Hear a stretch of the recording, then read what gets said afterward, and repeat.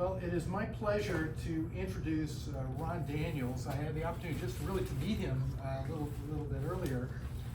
Ron is actually and his wife are our newest members. They just joined our Rose Society. There you go. Yeah. Ron is a past president of the Nashville Rose Society, and he is a master gardener, or master rosarian, and a frequent speaker at one of my favorite podcasts, the Rose Chat podcast. And it is a pleasure that we welcome Ron Daniels. Thank you, Ken. I was here back in 2019, before the pandemic, with Don Rogers. He brought me over here. I was fortunate to meet him when I was down here visiting my nephew, who I'm staying with now. I was staying in one of his homes. So I understand Don's not doing real well. His knees, I got to talk him into getting that knee replaced because I think he's wore it out. But anyway, lovely couple. I've been over there and been over there with him and seen his operation. He wants me to come over while I'm down here. But I got a hold of Ken, and Ken was so gracious about, I didn't really give you much notice, but we worked it out, didn't we? But anyway, anytime I do one of these things, I learn myself, because you guys are in zone 9, right? This is 9, I'm in 7. And I was telling somebody earlier about the freeze we had last December 23rd there in the Nashville area. And we went from the temperature outside right now to 4 below 0 in 7 hours. Now, you know what they can do to plants when that happens. I had winterized all my other roses pretty good, but the climbers, I had about 15 climbers in my garden, and they all just like to put a torch to them. And of course, we had to cut them to the ground. So, but I understand y'all had, during that period of time, y'all had some cold here, unusual cold. The lizards falling out of the trees and all that stuff. So, but anyway, we don't have that back in Tennessee. Anything cold-blooded usually hibernates up there. And I talked to my son today, who runs our construction business, and he's bringing all his crews in because they're supposed to have 6-7 inches of snow with sub-zero temperatures, which is unusual for Middle Tennessee. We don't normally have that. You go farther north, you do. But anyway, I'll just tell you a little bit about myself when we get started on this. By the way, is any first-time rose growers in here? Somebody just started out? Oh, got veterans in here. Good. Well, this is what I'm going to give you today. It's just a basic how-to. I think every year, we were talking about pruning, how difficult it is to teach new rosarians how to prune because they think they're killing. Me and Ken said they think they're killing it or whatever. But this is just the basics, and I do this for garden clubs and master gardeners. And when I speak to Rose Societies, it's like you're preaching to the choir sometimes because you think you've been there. But every time I do one of these, I learn a lot too. I've been growing roses a little bit over 30 years, so I've been a humble man if you grow roses. Because roses kind of like raising children. They keep you humble. You think, oh, I got this. Oh, no, I don't. But I like to learn and I like to teach. And I do a lot of that. And I don't know how much longer I'm going to live, but I'm going to be teaching and working in my garden. I had a grandmama garden to 87, actively in her garden. And she's one of my mentors. So I've written a book, and I'm from a long line of gardeners. I'm a 3rd-generation gardener. I was raised in a big family. It was 9 of us in 1,250 square feet. I had grandparents and parents in the same home. I thought it was the worst thing in the world. I had 2 sets of parents, but I learned a lot from them. I grew up in the 60s, so I know who the Beatles are. But anyway, I met this man back 30 years ago. His name's John Curtis. Didn't realize he was one of the top rosarians in the South, actually, in that period of time.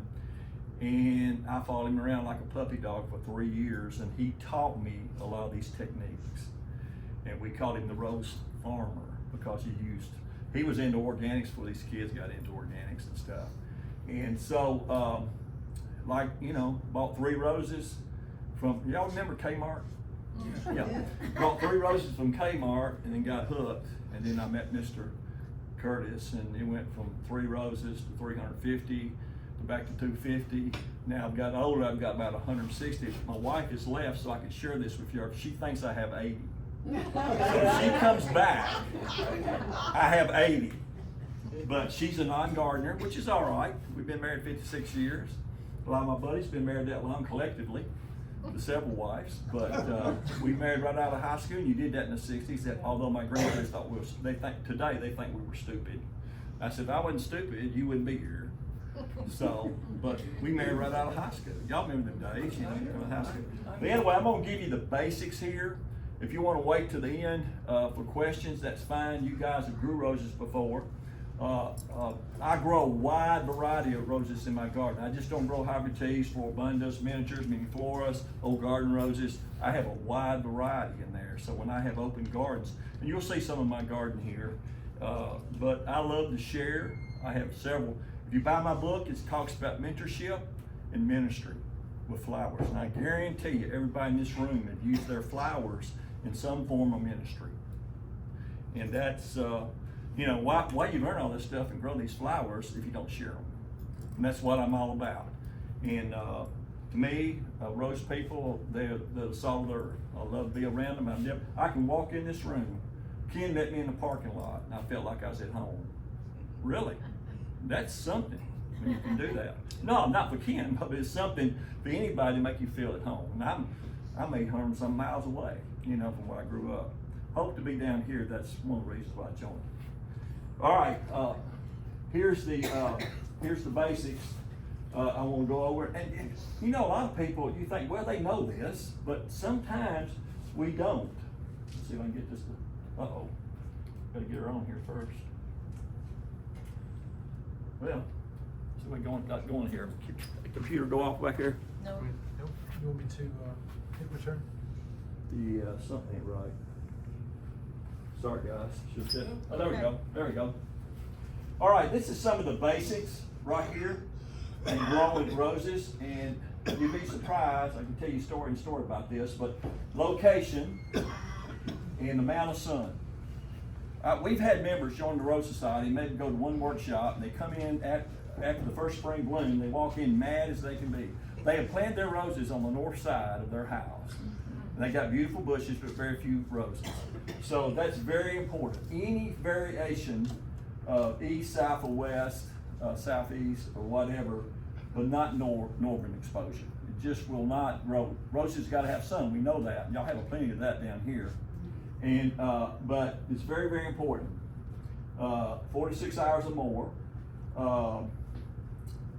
The next thing that I really stress about growing, and down here I know it's different. I'm learning.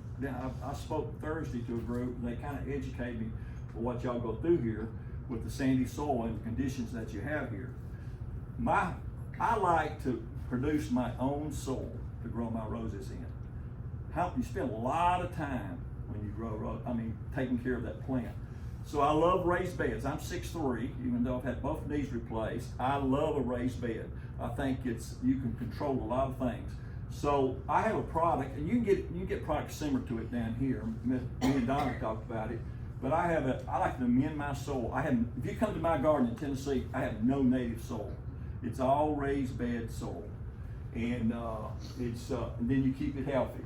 And here's what you basically need: a third topsoil, a third sand. Y'all ain't got no problem with the third sand, and a third organic matter. Anything from an animal or a plant. You know, a lot of young kids, they'll say organic. They don't know what they're talking about. Some of them do, but they really don't. If it don't come from an animal or plant, it's not organic. So it's very, very important. And the whole deal with soil, what I like to do is get good soil and keep it healthy. When I say keep it healthy, keep the pH right, keep adding organics, and maintain it, because it can get depleted, especially after the first bloom cycle. Like I told you, I like raised beds because they're easy, they have good drainage. I like to use them too, also to run drip irrigation in. Do y'all have drip irrigation down here? Yes. Yeah, y'all use it, I'm sure you do.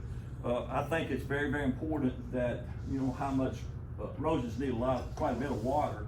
And down here, according to Don and some people I've talked to, it runs through it kind of quick.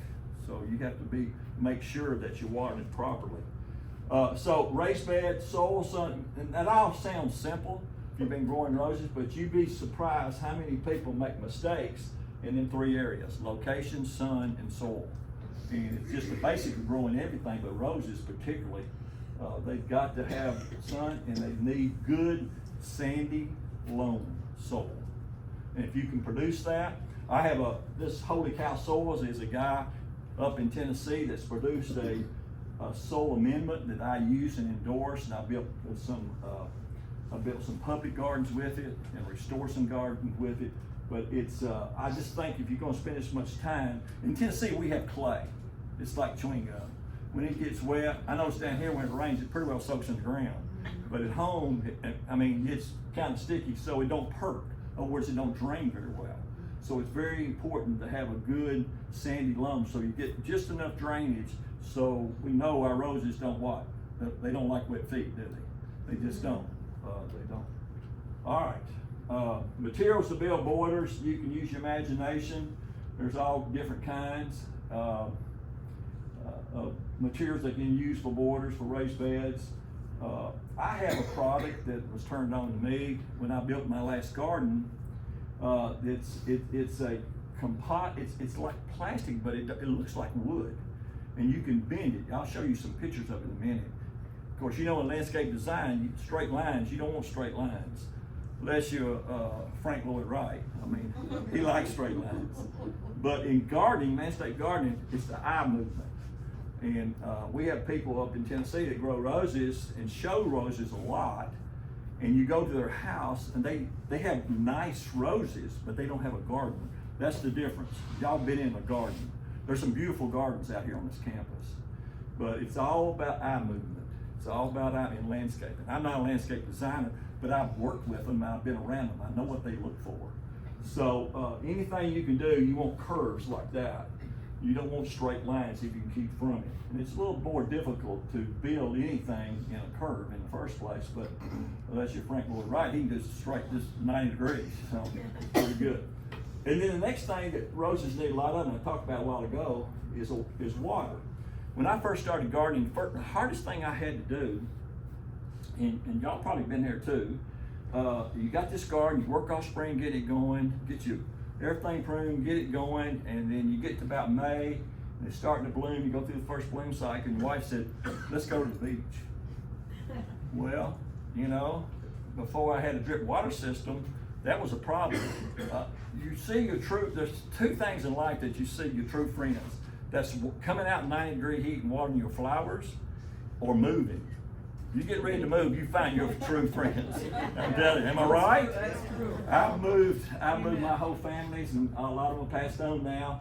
But I know my friends, personal friends, that'll show up and help me move a refrigerator.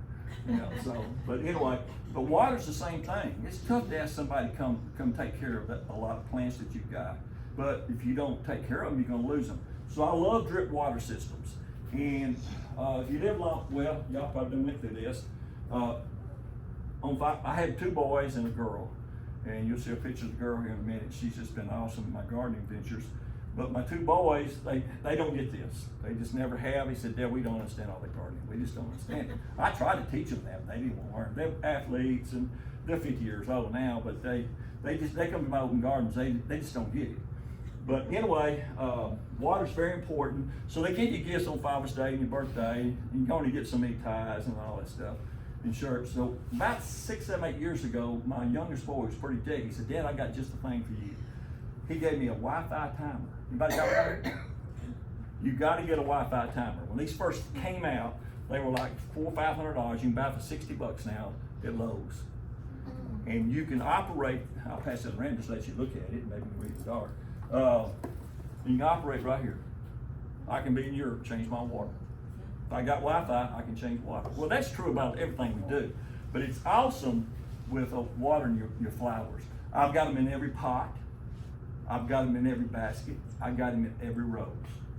And that way I can control, and it saves water. And then I talked to Don a little bit about this. If you go to his place, he's got them greenhouses, and he's got a water set up there too, a drip water system, which all greenhouses do. And you get an injector, you can actually put liquid while you water it, and you put liquid fertilizer in it and water your roses, which is pretty cool. I like liquid fertilizers. I use a combination of several different ones, but water is very important. Don't depend on rainfall. Y'all live here in Florida, you know it can rain on Maple Street, not your street. So do not depend on rainfall, because roses need 1 to 2 inches of water at least a week. And so a lot of people use soaker hoses. I use a drip water system. When I built this last garden 8 years ago, I had all this stuff in my mind that I want to build and change in this garden. I want to make it accessible. I want to have garden tours that people could walk through it easily. I want a good water system. I wanted electrical. I wanted everything in there to take care of it.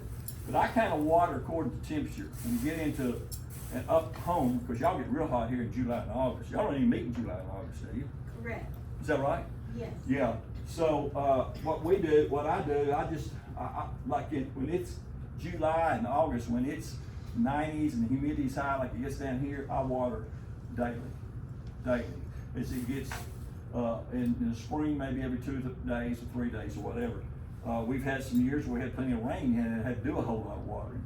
But it's very, very important when you grow roses particularly, because they've got to have water to break the fertilizer down into liquid form and get into the plant. Very, very important. Everything I'm telling you is real simple stuff, because that's the only way I know it. pH. This is the only thing chemical that I'm going to talk about. And I'm sure y'all have had people come over here and talk to y'all about pH. And in fact, when I was here back in 2019, there was somebody here, I think it was a master gardener or UT extension officer that came here and spoke to y'all about pH.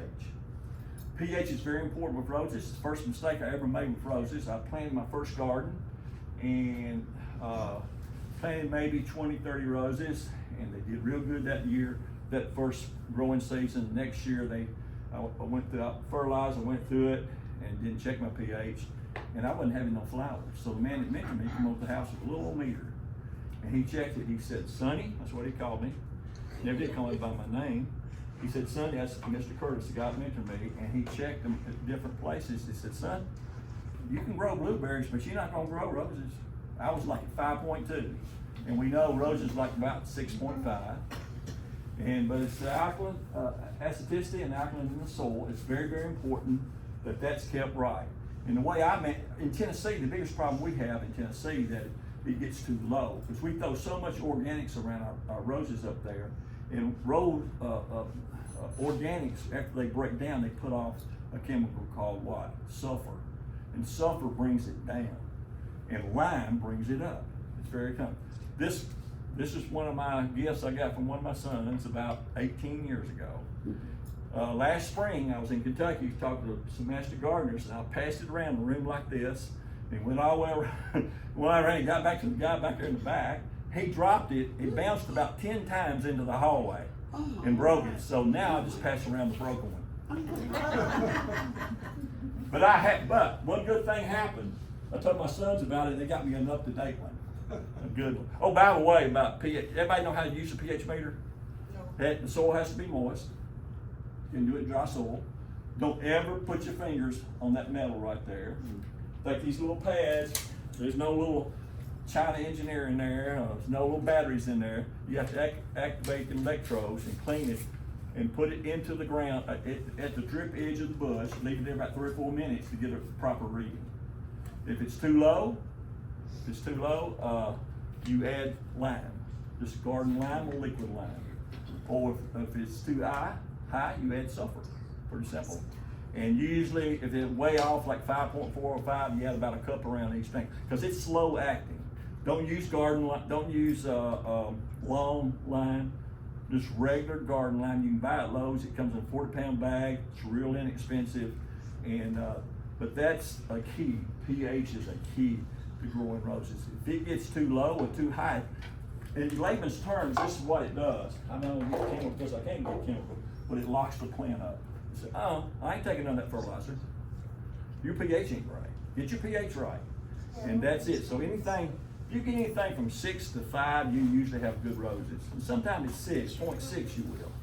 But pH is important. Learn how to use a pH meter. It's another mistake people make growing roses, because they don't understand that, how it affects your blooming and your plant in general.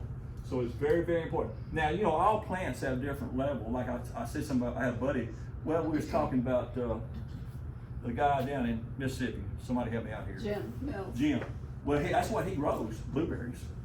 He grows acres of them. That's his main way to make money. And I love that man. I've learned so much from him over the last 25 years. It's unbelievable. I like his temperament. I like the way he's a hard worker on top of that. And I love Daisy too, who just passed, because I got to meet her several times. So get your pH right. Learn how to use a pH meter if you want good roses. All right. And it's very, very important. That limestone S is a liquid, but I make my own liquid. I'm kind of tight. I make my own liquid. I get the regular garden lime, mix it with water, and stir it up and make a kind of a slurry of a liquid out of it. And then what happens when you put liquid around the plant, it gets into the plant quicker. Now, I will tell you this, when you put any kind of liquid around the plant, if you got mulch or whatever you got for ground cover, water the plant first. So when you put that liquid around, it'll soak in. If you water it after, what happens? Runs off. It runs off and it dilutes it. That's right. So it's very, very important that you keep your pH right. It's the basics in growing roses. And I'm telling you, I'm just kind of giving you the basics. Okay, planting and selecting roses. Well, how many here are members of the ARS? Oh, cool. Most of you. We know we get this guide, this book, and y'all may contribute to this. I have. I've turned in Roses in Review many a time. But to me, if you're just starting out growing roses, get you one of these if you're going shopping. Put in your back pocket, go to the nursery, and if you see a rose that you don't familiar with, look it up in here. If it's anywhere from 7 to 9, you buy it. And also, here's the next thing you do. If I joined here and never grew a rose, I would be talking to you guys. I say, what grows best here? And they could advise you. But this is an awesome buyer's guide. And it changes every year. It takes, it's all things added to it. But you can call American Rosé. Even if you're not a member, they'll send you this if you want it. So, everybody seen this before? This ain't new? Yes. Good. But that's very, very important, Roses in Review.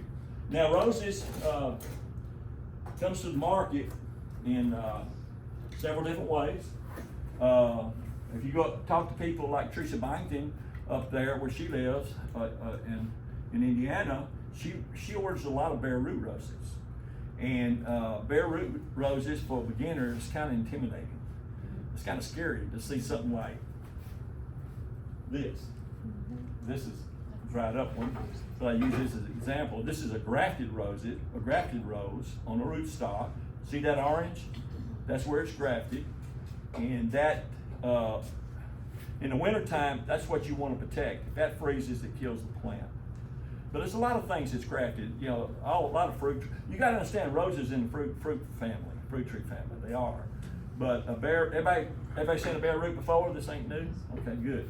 But it comes to market that way. Most of the country gets it that way. The people that does potting, they'll get this from the growers out in California and Texas and Arizona, and they pot their own and bring it to bloom, bring to bud. Wow. We're very fortunate. I live 5 miles from a potter. He used to pot 14,000 a year. He's potted for everybody. He does certified now. We use a lot of certified roses back in Tennessee now because we can get them easier than Weeks roses or what's the other one? Jackson Perkins, people like that. Then, cuttings. All the old garden roses and miniatures are cuttings. They're from cuttings, like Don grows. All his is cuttings. There's no way you could graft a rose from the 15th century. Just no way. So they come to market in a 3-gallon bucket, like this. And one thing, y'all ever buy the roses in a bucket? Yes. Yeah? Okay. All right, now I'm really, anytime I see somebody buy a rose, dig the hole to plant it, and jerk it out of that thing, I come unglued. Because most of the time they come out of the greenhouse, they hadn't been there very long. And if you've ever seen rose roots, they're real fine, so you don't want to disturb them. So here's what I do. I get my hoe ready, the right height I want it. In Tennessee, it's different than it would be down here. And then what I'll do, I'll put it to the hoe and cut the bottom out with a utility knife. Then I'll stick it in there and then slice it up the sides and take it off of it. And they make fun of me in the Nashville Rose Society telling people that. But And then I've spoken to younger crowds, and they'll say, Mr. Daniels, you are recycling that, aren't you? They'll wear me out. But anyway, that's how they come to the market. Other than cuttings, there's different roots, like we talk the Tuniata root system, and usually Dr. Huey is one a lot of your old your hybrid teas and Four Abundance own. They have a root stock, and they develop that rose and prune it right on there. And by the way, a number one grade rose is 3 or more canes. 3 or more. That's number one grade. Have you ever went to Home Depot or even the grocery store? Y'all have a lot of Publix down here, which I love. And you'll see these roses in bags. This is a little bit, well, them are not number one grade roses. This is what was left over in the field. And the reason why I know that, because I've talked to Christian Lavard and all them, and I hadn't been to a harvest, but he told me all about it. So they market them that time of the year. Mr. Curtis, the man that mentored me, says, Sonny, do not buy them roses. He said, they might make it and they may not make it. He said, them roses in body bags. So it always stuck in me. And when getting back, another one he's saying, which is kind of corny, and I've heard it 100 times, when he was talking about soil, he said, don't go buy now, oh my gosh, roses, hybrid teas now back in Middle Tennessee are $60 each. When I started growing there, well, like $10 or $15. But he said, don't go buy a $15, $20 rose and put it in a 50-cent hole. He's talking about the soil. So that's just a common sense thing. And like I said, that's the reason why we call him the rose farmer. He was just, he was a good teacher. I love being around him and learned a lot from him. So, different planting seasons, y'all have different down here. For instance, y'all gonna prune next month, am I right? Yes. Have prune demos? Well, we won't This have month ours till too. late March up in Tennessee. Yeah. We won't have ours. I hope to come over and take part of that. Me and Ken talked about it, because I'll learn a lot just being around you guys and anybody else that's out there teaching pruning, because I love to learn different methods of different gardens. But bare roots can be planted in March in most zones, except the 4 probably not. But most people up my way, we do container roses first week or 2 in April. We've had frosts up until then. And then in March, you can do bare root. I don't like to put bare roots in the ground in March. What I'll do, I'll get them started in a 3-gallon container, then transplant them into the garden. Because that way I have a garden room and I can control. I don't have a greenhouse, but I have a key area where I can keep roses going in enough light. All right, any other questions about pH or planting or selecting roses? But, and by the way, there's no 0 and there's no 10. I've never seen a 10 in that book. Never have. But anything from 7 to 9 is real good grow. All right, this is some of my garden. This is one section of it. When I built this 8 years ago, only thing my wife, y'all met her, only thing she wanted that pergola with a swing in it. So, anybody grow 4th of July? Climber? Yeah. Well, I have a 4th of July. It's right here, and in the mornings when it's blooming, and it blooms, have 3 bloom cycles on it up in Tennessee. It smells like fresh cut apples. She loves that. So I like all my roses. Probably 75% of them have fragrance.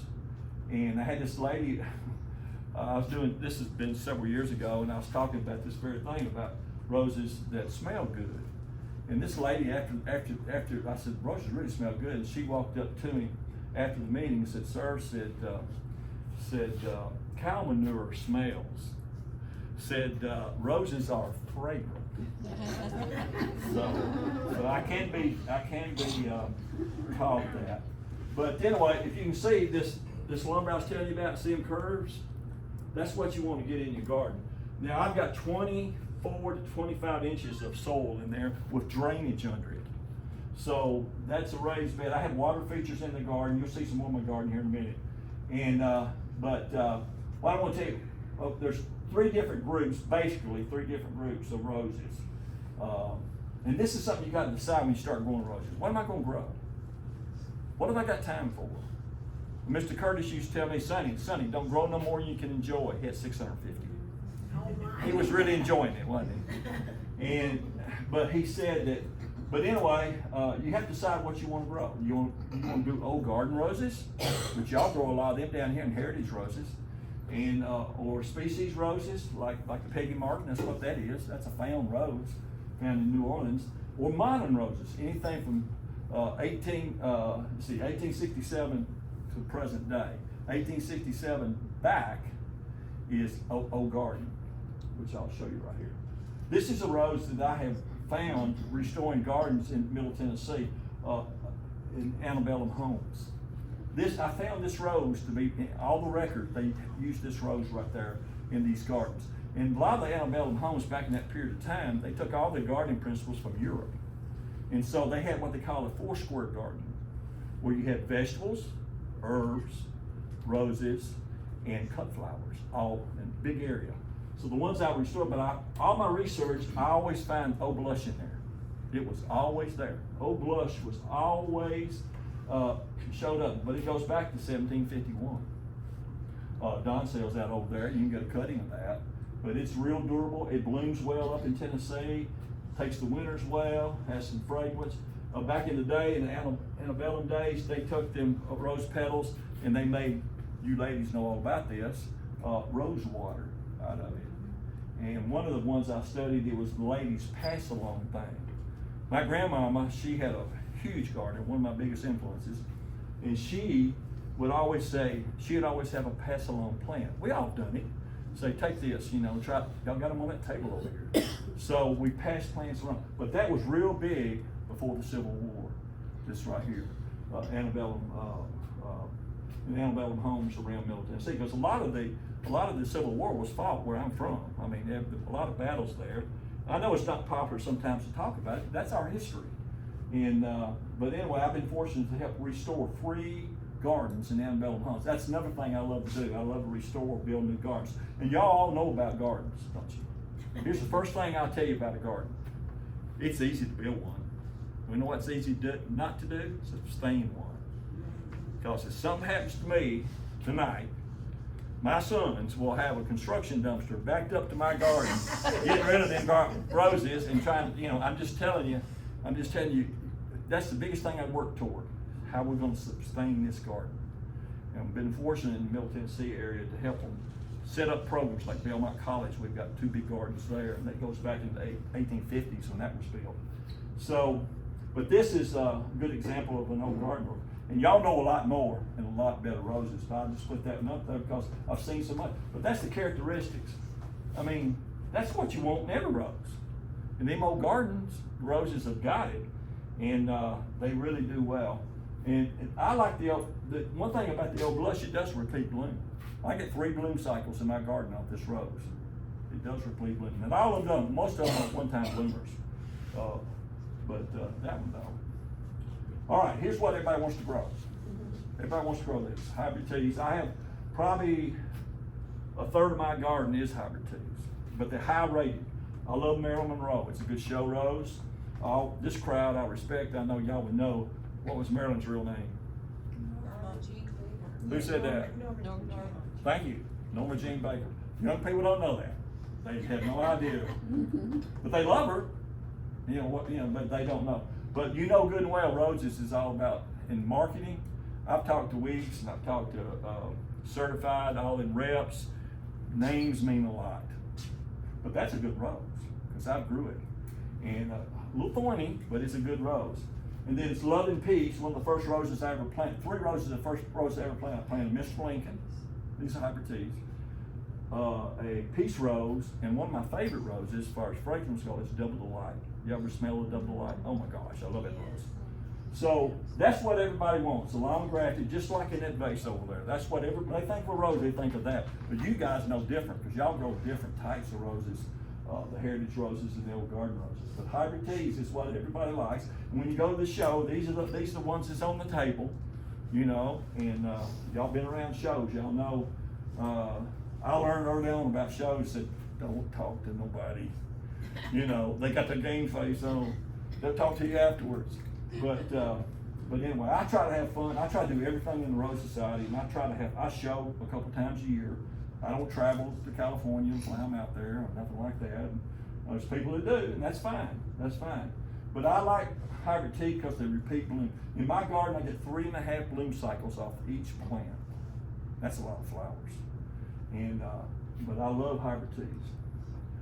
And then, grandiflora is like a hybrid tea, it gets a little taller, the flowers a little bigger.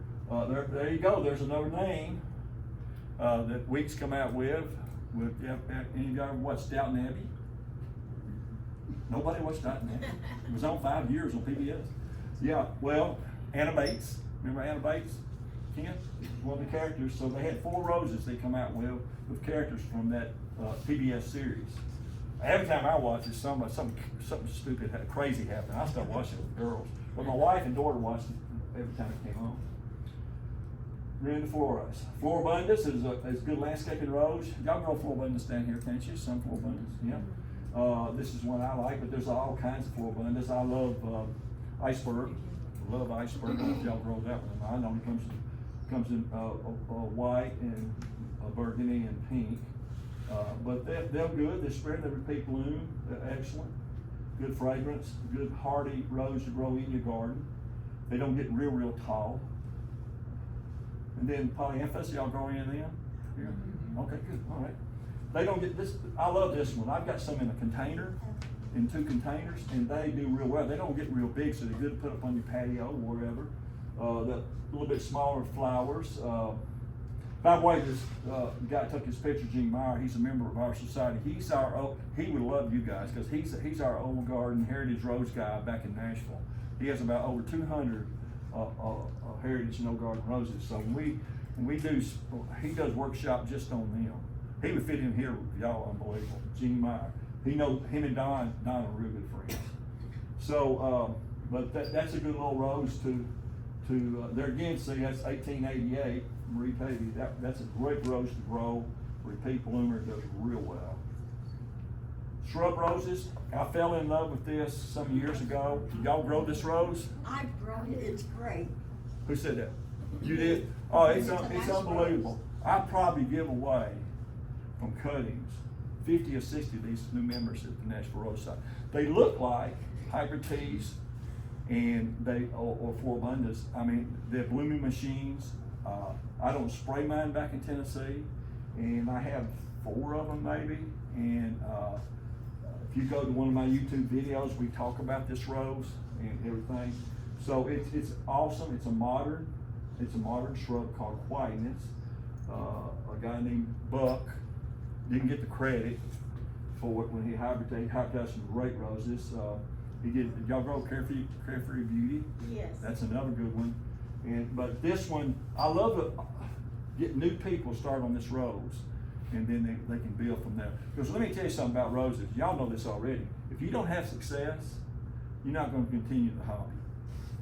You know, it's too much work. Think about it. If you don't have success, you're not going to continue the hobby. And so what I like to do with new members, we have a new members workshop, and I was telling Ken back during the pandemic, we had almost 30 people join online. We never laid eyes on them. We had their money, we had their addresses, their email, and all that. So we had a workshop for them. And they had come from all over the country. California, of course, in Southern California, you put a broomstick in the ground and grow. I mean, really, I mean, but anyway, but they never really been turned on to this rose. And I told them about it. Now they all got it. Some of them got 2 or 3 of them. And these are from cuttings, so they're tough. You can't, but when we had the flash freeze, that rose just come through like nothing had happened. So that's a good rose to get started on. It's low maintenance. You can grow it all the way to zone 4. That's pretty far north. Zone 4. Y'all 10 is all the way down to 10. So I love that rose, and like I said, I love to turn new people onto it. That's a modern shrub. Of course, miniatures. And can y'all grow miniatures in here? Yes. Okay. Miniatures is great. You can grow them in containers. You can grow them in the ground, of course. I have probably 35, 40 that I grow. Some of them is pretty close to me because it's named after some of my kin folks. I'll tell you about that in a minute. But miniatures are easy to grow. They're on their own root. They're very hardy and do real well. And they're real big in shows now, miniatures. Mini floras, a little bit bigger. This rose was co-named after my daughter, Caitlin. I'll show you a little bit more about that in a minute. And she thinks that's the greatest thing in the world. I had a friend that hybridized that rose, and he called me one day and said, "Don't you have a daughter named Caitlin?" He said, "Yeah, I'm gonna co-name this after my niece and your daughter. So that's pretty cool.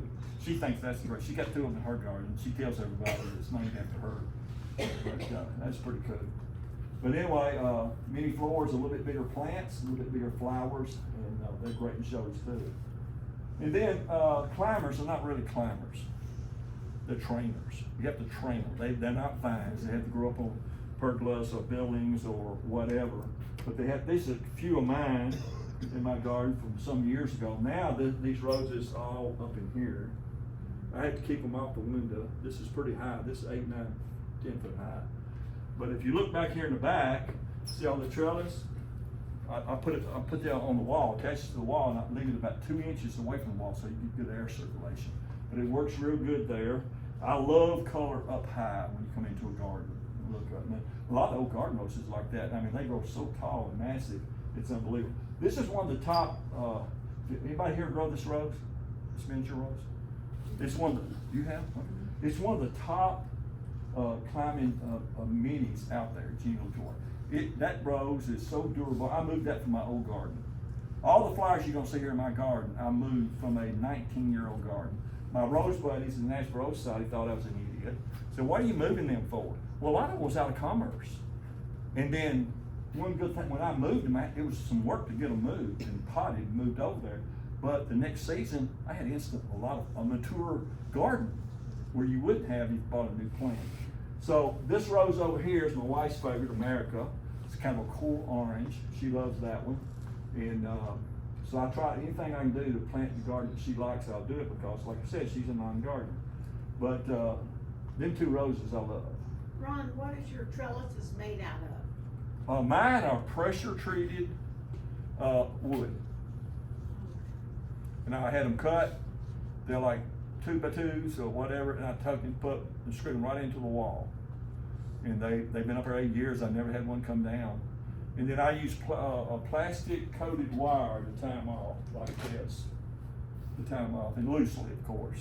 And that holds them on there. So they have to be trained. If you plant a climber or a rambler or whatever, always think of an umbrella or a fan, because you can't grow them straight up. You have to fan them out, and then the shoots come off the laterals. So they're trainers. I don't know why they call them climbers, but they really can't climb on their own much. Now, some of the old garden roses will take off and do it, but most of them won't do that. They won't do that. So, you can plant them. I love them. I got 3 Peggy Martins on the street side. People stop in the middle of the road when them things are blooming because it's neon pink, and to take pictures of Peggy Martin. Y'all met Peggy Martin? Yes. Mine's blooming now. Yes. What? Mine is in bloom now, Really? Wow, right here close? within a couple of hours. Wow. I gotta wait till May. Brooksville. Look Huh? at that. Brooksville. Brooksville. Oh, Brooksville. Yeah, Brooksville. Okay. I'm not staying too far from there. I know. Around Spring Hill. Yeah. All right. But anyway, I love climbers, and I've got about 14 or 15 of them. Okay, this is a standard or tree rose, and this is an iceberg that I got. And like I said, I got a potter not too far. He called me one day and said, Ron, I potted all these tree roses. They call them twofers because they grafted 2 different roses on them. He said, I got one up here that's got 3 on them. He said, if you want to come up here and get it. I like unusual things. So that iceberg that tree rose has got all 3 colors that iceberg comes in: burgundy, white, and pink. Isn't that cool? Yeah. And of course you can get that in fruit trees. Anything can be grafted. That was really a mistake because they don't do them at weeks like that. They usually just do 2 of them. So I like unusual That would things. be a good conversation piece. Yes, ma'am. It is. People ask me all the time when they come in about it. And then I'll tell you another rose y'all probably grow. It's a China rose, the green rose. People will see that and they'll say, "That's not a rose." It is. It is a rose. And then the people in the Rose Society that does arrangements, they love them. You know what they call them? Double dippers. They're greenery and rose. You know. So, but I think I like anything unique. And you're right. That's very unique. So, but anyway, most of my tree roses are in big pots. And I had casters on them, like in my garden room. Like this time of year, when I left, I probably got 17, 18 in my garden room. Because we leave them out, for instance, this coming week in my garden, it's gonna be 2 or 3 degrees at night. And that's not good. So, but you gotta protect them a little bit more than you would normal roses. The ones in the ground, I'll show you in a minute, but the ones in the ground, I do a collar system. Peggy Martin, we just talked about Peggy, and I got another great picture of that in a few minutes, but that's a wild rose. Some of us in here has met Peggy, so that makes it kind of special. And great rose. I got one of the first cuttings after Katrina. They sent it out and raised money for plant replacement on the Gulf, and that was one of the plants they did, and they did the cuttings and everything. So great rose. I get more comments on that rose during the spring than anything out, just about anything in Rogers. You see that road out there? They stop right in the middle. I'm right on the corner. I've never lived on the corner. I didn't realize how social it was going to be. Is that one plant? Yes. Okay. Yeah. Now I've got 3 and just covered that fence. I got some Dublin Bays on there too, which is in between them. That's a red climber. The mid landscaping roads, there's a lot of them out there that does well. I try to grow a little bit of everything so I can relate to people that's growing different types of roses. And I've got some in my landscaping. I just given to me. I just put them in there, and it's just they kind of ground cover. Fertilizer. I like organic and synthetic or granular fertilizer. I use a combo. When I start out in the spring, do y'all use Beatty down here? Beatty fertilizer?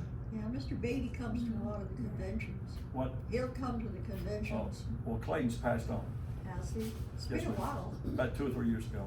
Yeah. Yeah, his son John, who runs a plant there in Tennessee, he's not into this. John runs the plant, that's about it. But Mr. Beatty was awesome. I learned a lot from him. He taught me a lot about fertilizers. And but I've been using his products for 20-something years. And I like all his products. I like Easy Feed, the liquid. You ever use that? Order your gallon of that and just water your plants with and see what, I mean, it's like steroids. It's an organic fertilizer that it's in a liquid form.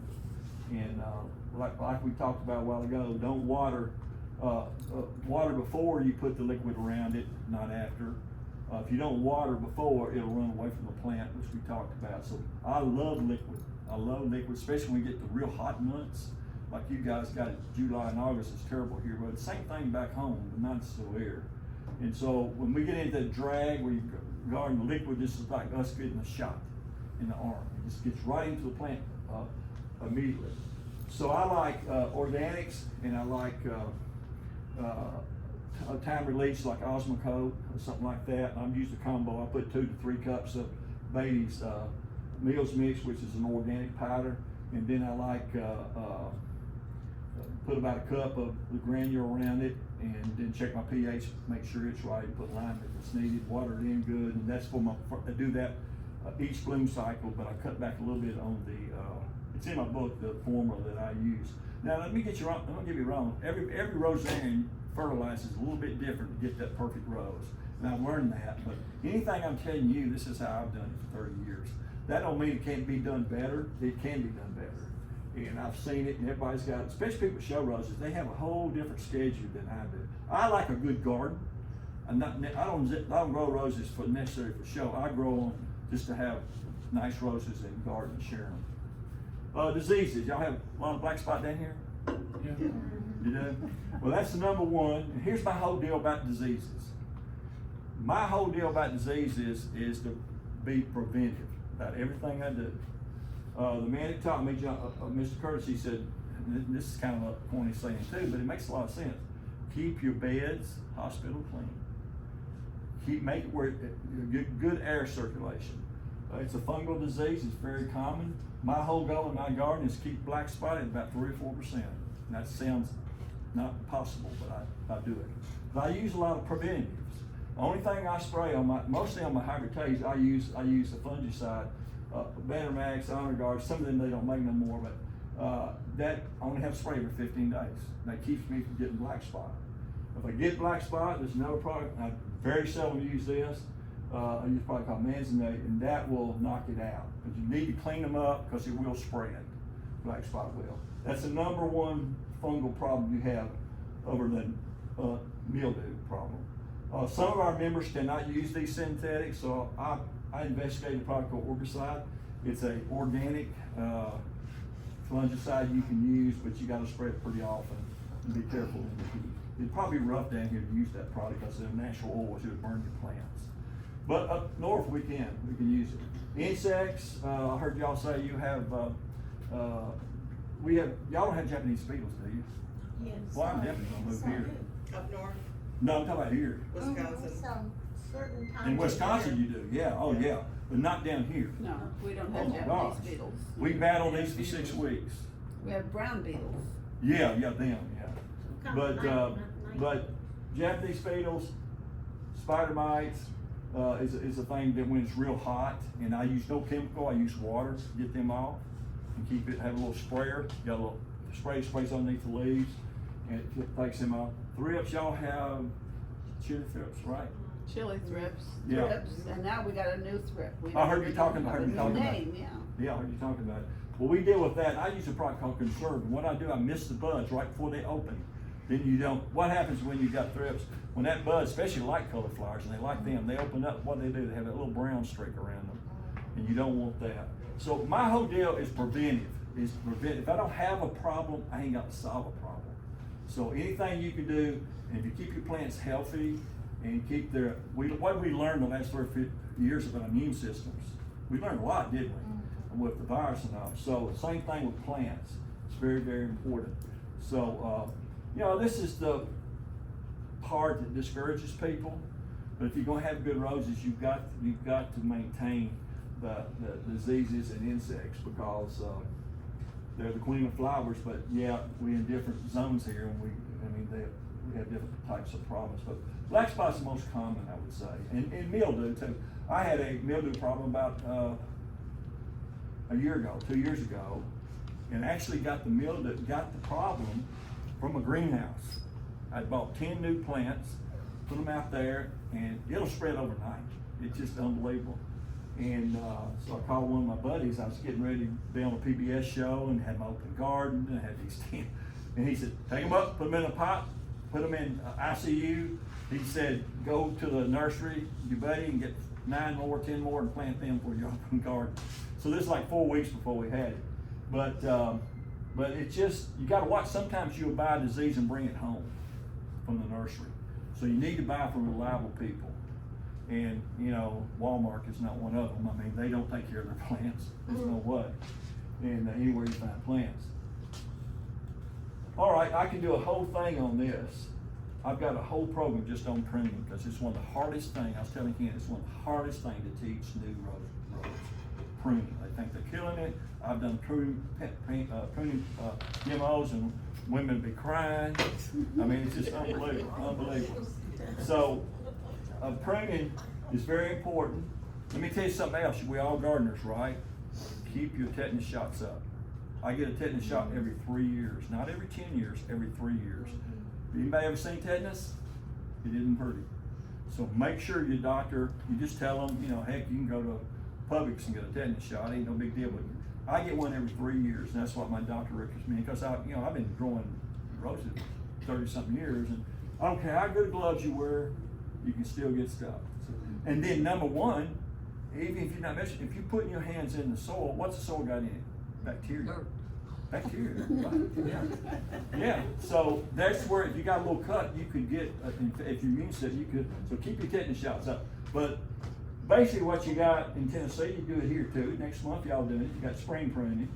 Then all through the year, you got deadhead, that repeat bloom. If you don't deadhead, what's gonna happen if you don't deadhead a rose? Anybody know? No blooms. No blooms, that's right, but it's going to seed. I always think of a rose bush as an apple. Blooms in the spring, puts on a hip, and the hip becomes an apple. Well, that's what roses do. They're in the same family. So if you don't deadhead them, you don't have no more flowers. Especially with hybrid teas, anything that repeats bloom. It's very, very important to do that. And another thing about old garden roses, y'all know this better than me. Don't heavy prune some of them or you'll be cutting off your blooms for the spring, especially at one-time bloomers. Be careful. Y'all know that. But, and then in Tennessee, I use a lot of mulches. I use a hardwood mulch, which breaks down into compost for my mulches. You'll see one of beds here in a minute, but that's important. I don't like pine needles because they kind of mess with the acidity in the soil sometimes, not always. And a lot of our members use compost to winterize with or mound with. So, at home, if I've got, there's a few roses like St. Patrick, it's real winter tender. And I put like a collar around it, and I put about that much mulch around it and make a collar. The tops will die, but when I spring it back in the spring, it'll be good and green, I can reprune it and go.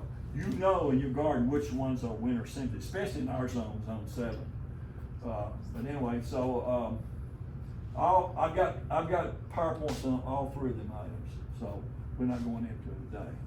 Now here's some, if you want to write these down, if you don't use some, you use Beatty, you don't. These are the 3 products I love. Beatty, they're right out of Cleveland, Tennessee, out of Chattanooga. They ship them all over the country. We have a vendor event up home in April, and we buy all our members buy the fertilizer, and he gets us a good price, and he trucks it up here and they get it. So, but that's basically the products I use in my garden right there. Mills Magic Mix, Bloom Coat, and Liquid Mills Easy Feed, which is the liquid. And that's just right here.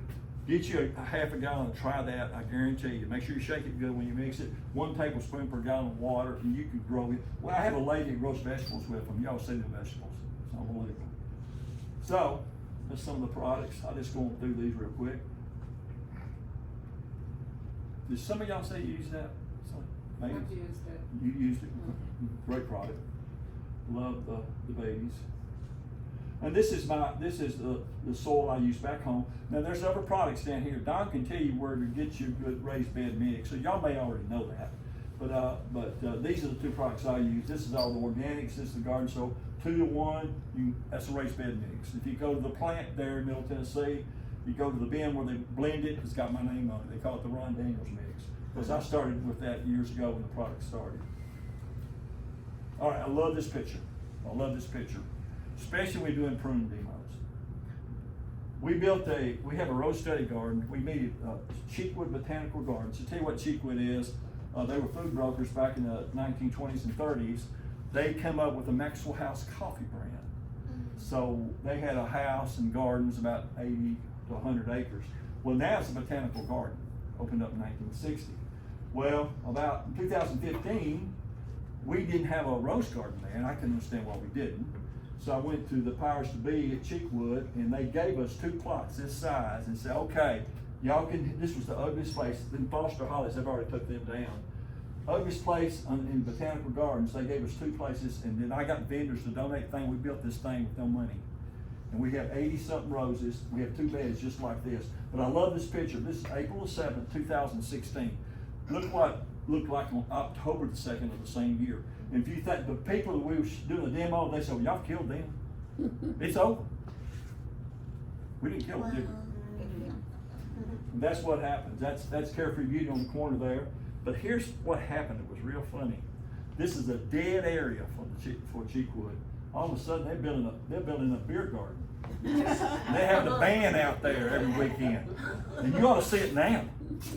We put climbers on this ugly building. It's covered completely. We had to cut them back when we had the freeze, but they're already back up here now.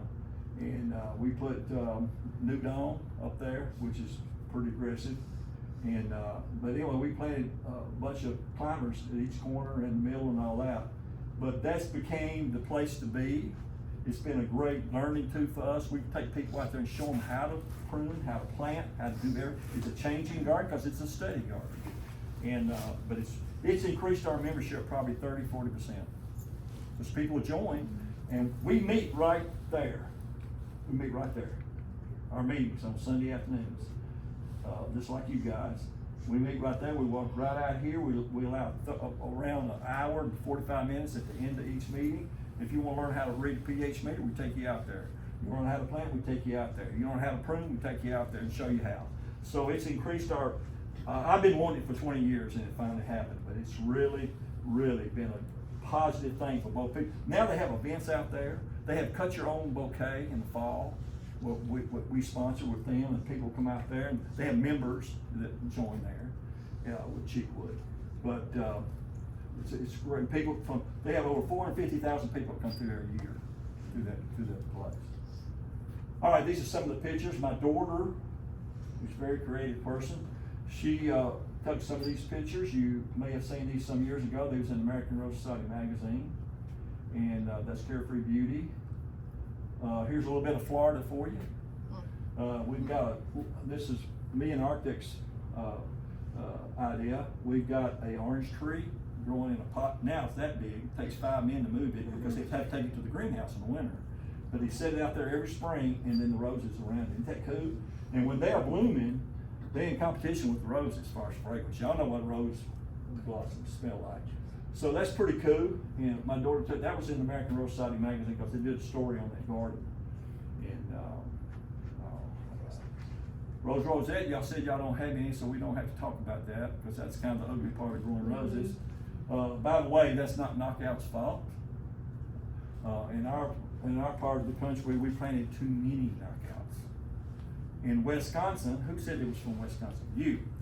In Wisconsin, where that rose was developed, the knockout rose, it ain't supposed to get to 3 foot tall. In Middle Tennessee, I've got pictures that's 7 foot tall, and people don't cut them. So the airborne mite comes through and attaches to them, and they plant them too close. So I think we've kind of made some headways with it up there in Tennessee because they spend a lot of money, I know that. But this is the first time I've ever spoken. I didn't have to really go in depth on this. It's got a whole story behind it, but we're not going to talk about it. Thank goodness. Unless you want me to. I love grow roses, and I love grow roses in containers with companion plants. There's a lot of companion plants. That's a miniature dahlia. I grow a lot of dahlias. My grandma taught me how to grow them. I grow the dinner plates and the whole deal. And somebody tell me what's wrong with that. It's double center. Double center. No, there's no entry in a show for that. That is a kind of a genetic defect. It happens in some roses. Neil Diamond is a fairly new hybrid tea, very fragrant by the way. And the young kids, they only know one song from Neil Diamond. You might know what that is. You go to a sporting event, Sweet Caroline. Yeah, Sweet Caroline, that's all they know. But Neil Diamond's what, 83, 4? Still singing. He's still singing. He's come to Nashville, I think, last year.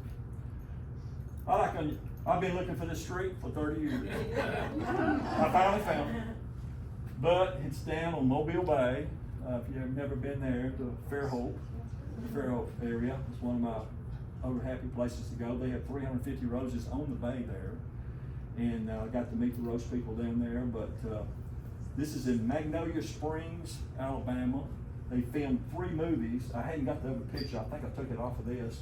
But my wife's standing out in the middle of the street, and they have them live oaks, and there's no sun. You couldn't grow roses there. But I did find Rose Street. Y'all might have a Rose Street down here. We do. Do you? I think they're in every town, but that's the first one I found. So I'm not moving there. If I'm moving anywhere, it's gonna be right here. This is the entrance into my garden. This is the first rose that I ever seen at my grandmama's house when I was 7 years old. New Dawn. An old garden rose. I mean, not old garden. It goes back to 1930, this rose does. And then my daughter, as creative she is, she said, Dad, there's 2 things in life. You gotta name your children, but the other 2 things in life you gotta name is a boat. You have a lot of boats down here, and they all have names, and your garden. So they're watching Downton Abbey. I live on Gadwall. That's a duck name. She named it Gadwall Abbey. That's the name of my garden. And so very creative. You'll see a picture of her in a minute. But all this hardscape in here, I had my men, I'm in construction, they did all the concrete. I had a little architect friend help me lay this out and make it very accessible. Okay, there's no view of my garden. I'm just gonna show you some pictures. These are some of my hybrid teas on this side. The garden wraps all around on the back side. Like I said, my wife comes back 80 roses, guys, just 80. About 160.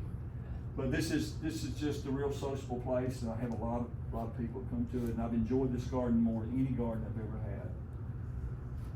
And this is some of the crowd that had this past May, last May, in 2 days I had over 400 people come to the garden. You think, well, how'd you get that many people to come?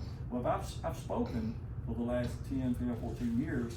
And when I do, I let the presidents know, and then when I have an open garden, I send out an invitation. And then people come, and they bring people with them. So I love this interaction. socially with people, and people walk in, they'll walk in, my grandma grew that rose. Y'all have heard it, you know, it's just instant. And then anybody for the first time that comes into my garden, including children, they get a rose to take home. So, but I have repeat people that come every year, very sociable garden. This is my Peggy Martin, one of them. I did this from a cutting from my original one, and pretty good size. And this is some more of my climbers. We talked. That's Sally Holmes, the white. Anybody know Sally Holmes? I have. Oh, that's a great rose. It's a shrub slash kind of climber. You can train it. This is some of my hybrid tea. No, this is, I think it's some of my miniatures. This is Autumn Splendor, I think. This is a combination of Iceberg and Gino Joy. I just took that picture from my angle. But I love that, the purple and burgundy in it. It really looks good. And that's some more of my hybrid teas. That's another shot from back here. That's, if I grow Don Juan, red one? Okay, Don Juan and Sally Holmes. And when that really grows, it grows in the red and white are mixed. It looks pretty good. That pergola right there is my home is, I could sit anywhere in my house back here and see my garden. I eat breakfast, it don't matter, sitting in, whatever. I wanted something where, other house I had, it was kind of hidden. This is a new yellow one I just started growing. It's called Phyllis Diller. Y'all remember Phyllis Diller? That's an awesome yellow rose, because yellow rose is kind of hard to grow. I like St. Patrick, but I love this one. It really has, and I got to test that rose for almost 2 years in my garden before it hit the market. It's a certified rose, certified roses. Some more. 4th of July. I was born on the 4th of July, named after a president. My mama named me after Ronald Reagan. That was her favorite movie star back in the late 40s and early 50s. And then, like I said, I was born on the 4th of July. So that's the one that smells like fresh cut apples. I think I can grow that down here too, because I did the Master Gardens over at Sumter County Thursday, and that one guy said, yeah, I'll grow that rose. And he showed me some pictures. This is the first girl to buy one of my books in May. My daughter, she's so crazy, said, Dad, we gotta take a picture of this. Just document it. So this girl had been following me on Facebook, and she never come to a meeting. She started her own garden just based on the stuff that I was putting out there. And she come to my garden. She was the first one in my garden that Saturday. And of course I signed her book, and she lives like 20 miles south of Nashville. And there's some more shots. I'm about through, guys. That's the Princess Caitlin that my daughter was named, partially, that rose was named after her. And that's my daughter. She's not my biological daughter. She's my wife's sister's girl. We got custody of her when she was 12 years old. Her mama died in her sleep. My boys, we've been empty nesters for 20-something years, and my boys come unglued and said, Dad, we were easy. This is a girl. You in trouble. You're in trouble. That's her dog Max, who just recently passed away. But she is 30 years old, and she's just been a blessing. That's all I can say. I learned more about parenting. I was a young parent when I got married. I had 2 kids before I was 21, 15 months apart. I learned more about parenting with her because she was so hungry. Her mama was sick all her life and was not able to parent. Was sent home with her dad to live with a stepmom. The stepmom abused her. We got custody of her in 4 days, which is unheard of. Her real dad, who's my age, signed her over like a car title. And she never looked back. And she's been a total blessing. Her dad said, don't spend any money on her education. She ain't smart enough. Can you imagine? Tell them about that. I would tell a stranger that. And we tested her, high IQ. Nobody cared. Nobody cared. I'd go to PTA meetings, PTO weeks, and it's like, she just take us around, just brag. I mean, just so proud to have somebody cared. But she got a Pell Grant. Didn't cost her nothing to go to college. She has no college degree. She's got a business degree and got one heck of a job. So we're proud of her. But she helps me on all my pictures and PowerPoints and stuff like that. She checks. In other words, anything I do down here, she'll put on my Facebook page, my book page, and she takes care of all the stuff like that. So total blessing. So you never get too old to change the course of someone's life. That's all I can say. Mr. Curtis used to say this. I write it in my books all the time. Only God can grow roses. Rosarians are simply conduits. So I put health, but he used to say health. And that's my book. Let me tell you just a little bit about that. The $20. All the proceeds go to my ministries, which you'll read about in the book. And funny thing about this cover, when I was working with the publisher, he come back. This is not my roses, by the way. He come back with this picture, and I kind of liked it because it looked like maybe a place for two friends to sit down in the garden and talk, which all of us have done in here, I'm sure. But the little young girl that helped put this together, I was talking to the publisher, and I said, well, I know the names of all them roses. He said, how do you know that? And told her, and she researched it after I told her the name. Well, these are David Austin English roses. That's Golden Celebration, Abraham Darby sitting on the table. So it kind of blew them away, but I grew all them, so I knew them, you know, it was kind of food. But anyway, that's been fun to do. You know, I'm in the fourth quarter of my life, no timeouts. A lot of us are, and if you don't do something you wanted to do, here's my bucket list to write this book. I've had fun with it. The book is done real well. Most people write a book themselves, a layperson only sells to 300 copies. We've over 5,000 copies now. So I use it when I teach, and it's a book of ministry and mentorship, and in the middle I tell you how to do it, just like I told you today. All right, any questions about what we talked about, what I talked about? Anything you need to ask me about Zone 7 or whatever? Well, I'd like to make a comment, please. Okay. When you were talking about, the roses on the fence and people stop and see. Yes, ma'am. Have you ever really thought of the beauty you provide for people? Yeah, I mean, I do, but you know what? You know what happens when you garden? What are you doing? You're out there. I mean, I love to garden. My wife said, "How can you get out in the heat and do that?" I mean, that gardening to me is therapeutic. What you Okay. talk about Yeah. is therapeutic. Yeah. And there's one thing somebody told me this years ago, and I'm getting real filled. They told me years ago. They said, when you get a certain age, when you work in an occupation, have a career, and all of a sudden you retire. I don't want to retire. That's the reason I love what I'm on garden to a drop. But here's two things you need to do. You need to continuously be solving problems. Now we do that gardening, don't we? We always, if you got roses, you're gonna be solving problems. And keep yourself around people.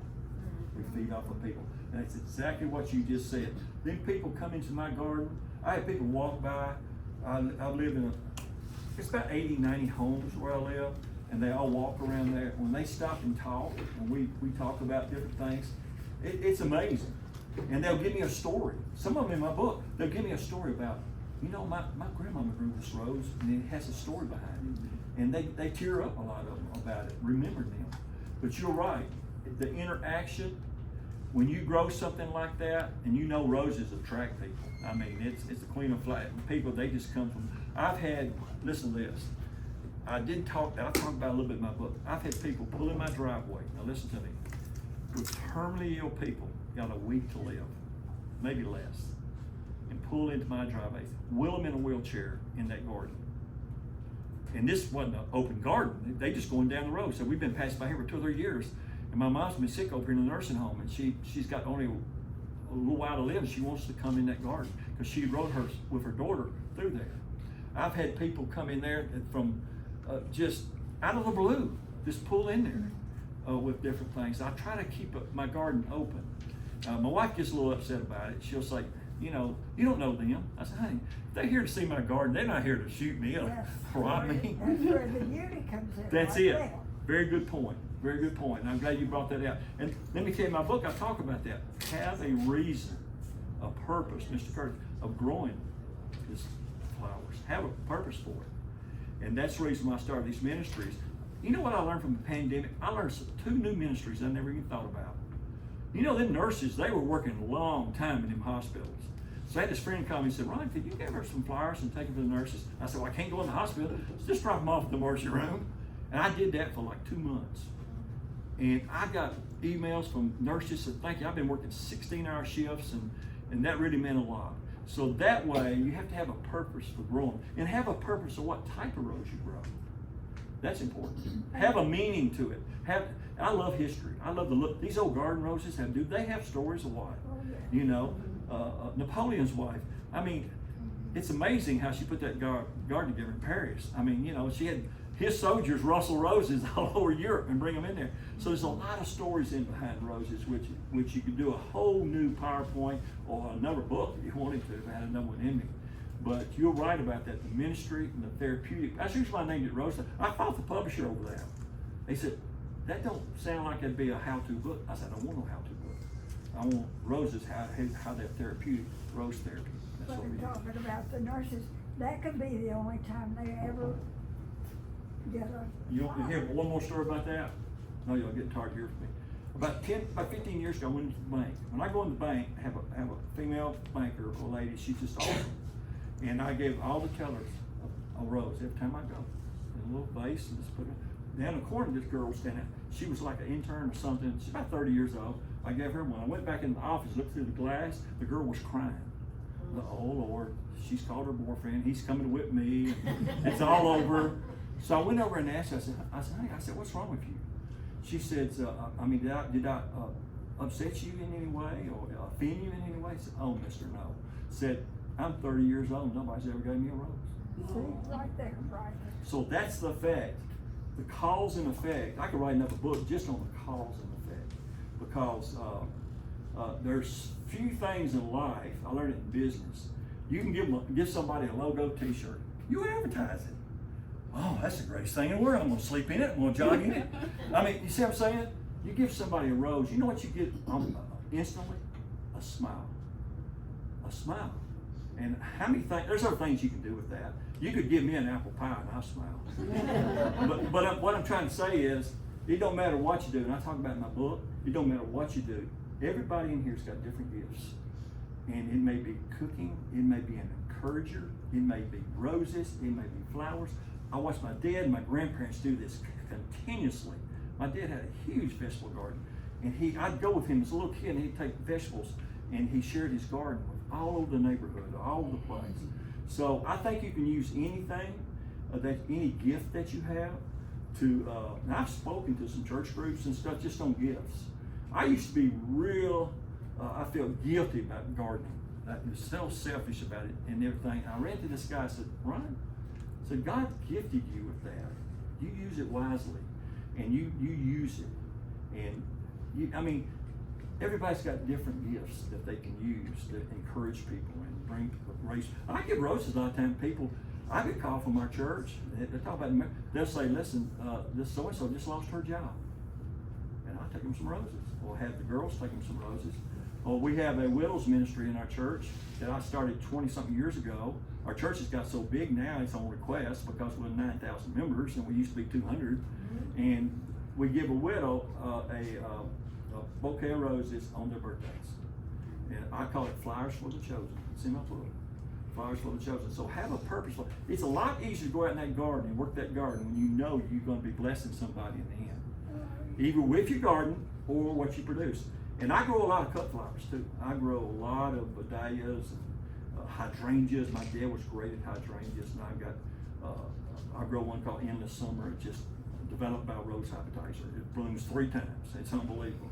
So, but I like growing other things besides roses. If you come to my house, I like to think I have roses in a garden instead of a rose garden, because I have other plants and stuff like that. You had no question? Are those acid feeders available anywhere? Acid feeders? Meters. Oh, yes, yes. You can go online, of course, Amazon. Go to Amazon and you'll pull it up. It's about $100. And they send you little cloths and a little coaster. If you take it, keep it clean, it'll last you unless you let somebody hold it and it bounces 10 times in on concrete. But keep it and then learn how to use it. You know, learn how to use it, because a lot of people don't know how to use them. So, but good question. pH is very important with roses. I don't care what kind of rose. It's also important in other plants, but really with roses, really, because that's the first mistake I ever made. Is my pH got too low and I stopped having flowers. You know. Anybody else got a question about anything about growing? Thank y'all for this. I get a little windy. I think I'll go down some rabbit trails sometimes, but I've got a lot of stories, you know. You know, huh? It's beautiful. Well, but you guys, like I said, y'all, some of you been growing, a lot of things I talk about, you know.